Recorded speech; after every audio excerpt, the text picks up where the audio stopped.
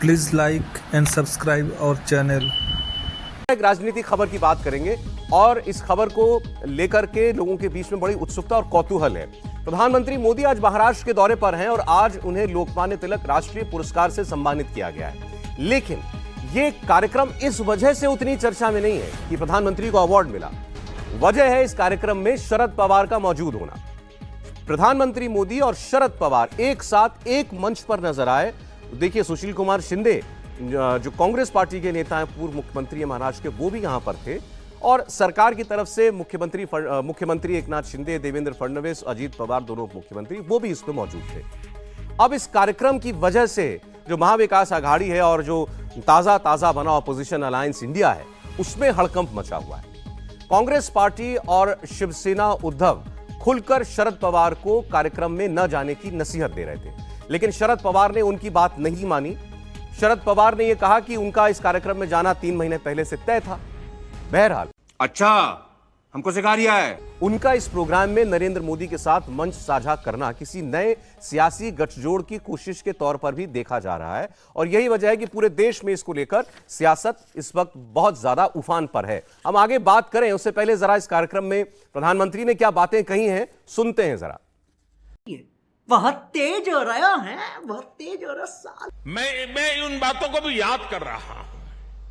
स्वतंत्रता संग्राम के समय वो करीब 1.5 महीने अहमदाबाद साबरमती जेल में रहे थे।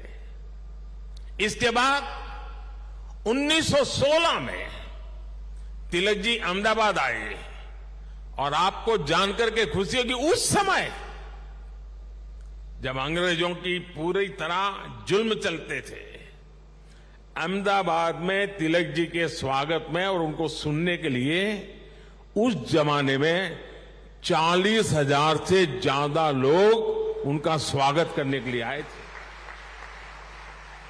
और खुशी की बात यह है कि उनको सुनने के लिए उस समय ऑडियंस में सरदार वल्लभ भाई पटेल भी थे।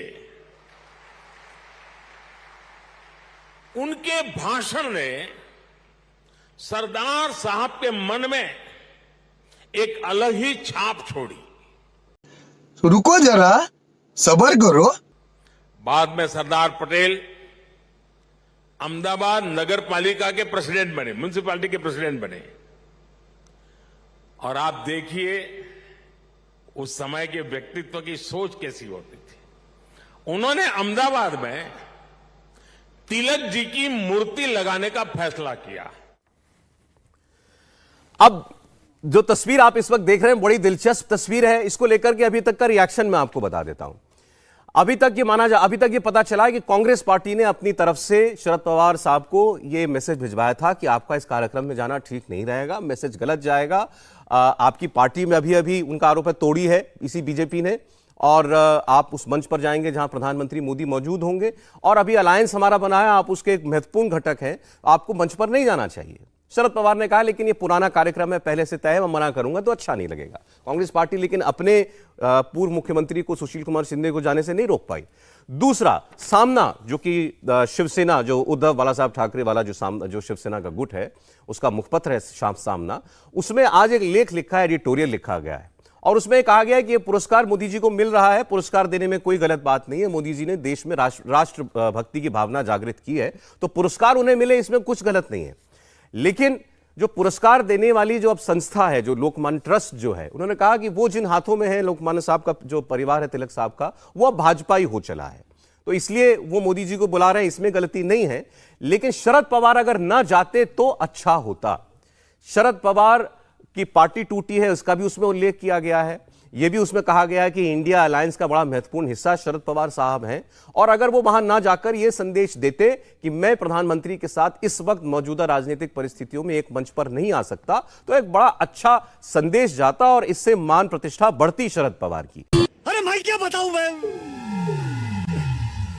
मैं क्या बताऊं।